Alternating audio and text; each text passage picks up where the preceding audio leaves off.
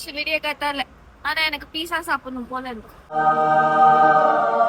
கடைக்காட்டு குச்சி வச்சிருக்கேன்.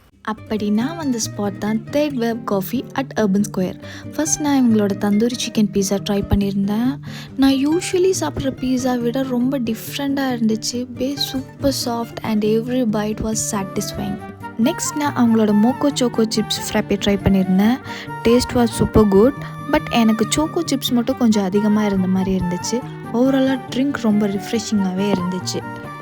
நெக்ஸ்ட் என்னோடய மோஸ்ட் ஃபேவரட்டான ஸ்பைசி கொரியன் சீஸ் பேன். இந்த பண்ணெல்லாம் அவ்வளோ சாஃப்டாக இருந்துச்சு. உள்ளே இருந்த சீஸ் ஃபில்லிங்கெல்லாம் பிளாஸ்ட். கண்டிப்பாக இது ஒரு மஸ்ட் ட்ரை ஐட்டம்னே சொல்லுவேன்.